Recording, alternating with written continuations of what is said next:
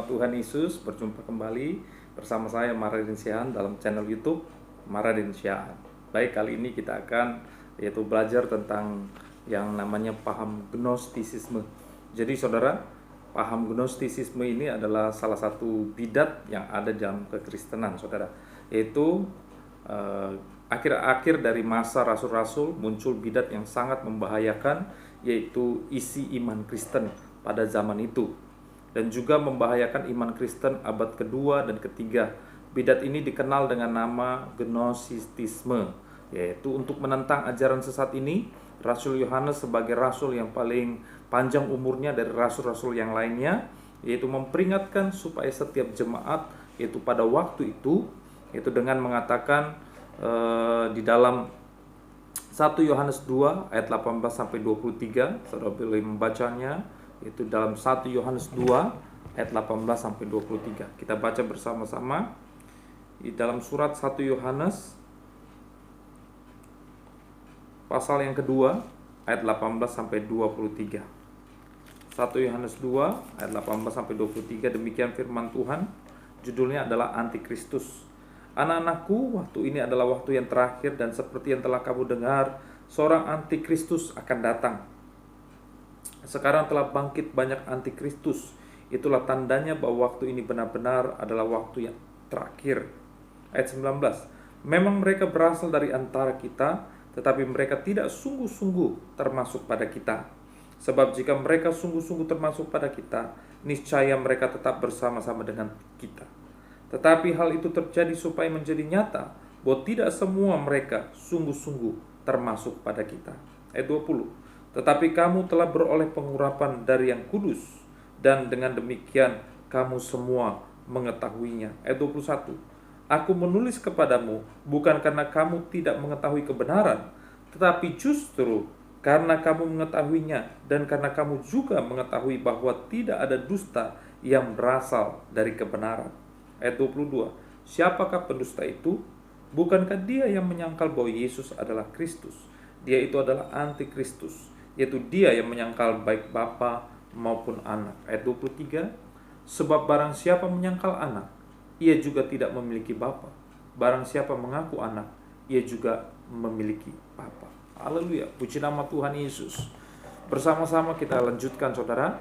Itu lebih lanjut, Yohanes mengatakan, saudara-saudara yang kekasih, janganlah percaya akan setiap roh, tetapi ujilah roh-roh itu, apakah mereka berasal dari Allah.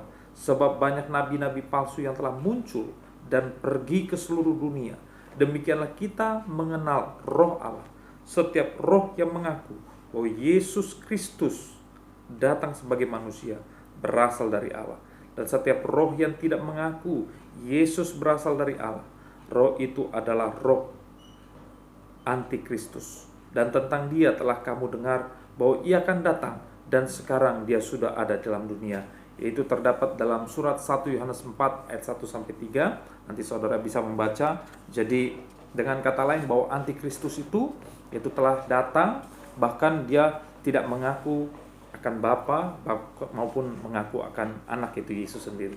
Istilah gnostik, saudara, istilah gnostik berasal dari kata Yunani, yaitu gnosis, yang mempunyai pengertian pengetahuan. Sekali lagi, yaitu gnostik berasal dari kata Yunani, yaitu gnosis, yang mempunyai pengertian pengetahuan atau penerangan, dan ada kalanya mempunyai pengertian ilmu pengetahuan. Jadi ini berasal dari Yudea dan disebarluaskan oleh orang-orang Yahudi ke dunia non-Yahudi. Yang mempopulerkan paham gnostik adalah golongan dari Alexandria. Sekali lagi, yang mempopulerkan yaitu paham gnostik itu adalah orang-orang golongan Alexandria yang dipimpin oleh seorang cendekiawan Yahudi bernama Philo Judeas. Sekali lagi, seorang pemimpin cendekiawan Yahudi bernama Philo Judeas bersama 3 orang muridnya yang bernama Cerinthus, Basilides, dan Valentinus. Sekali lagi, yaitu pendirinya seorang cendekiawan Yahudi bernama Philo Judeas bersama 3 orang muridnya. Yang pertama namanya Cerinthus, yang kedua Basilides, dan yang ketiga Valentinus.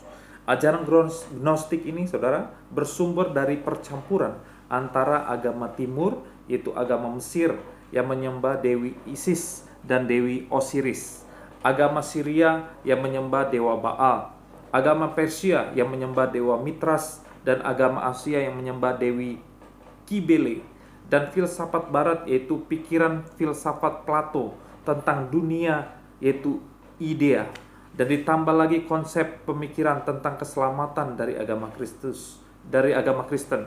Dengan demikian, wujud gnostisisme pada hakikatnya adalah sinkretisme yang dualistis dan pateistis, ya. Jadi ada percampuran, saudara, percampuran antara beberapa yaitu penyembahan dari agama-agama yang ada di Mesir, kemudian juga di Syria, dan juga yang ada di Persia, bahkan juga di agama di Asia, ditambah lagi dengan filsafat barat, bahkan juga dicampur aduk lagi tentang pemahaman tentang keselamatan dari agama Kristen.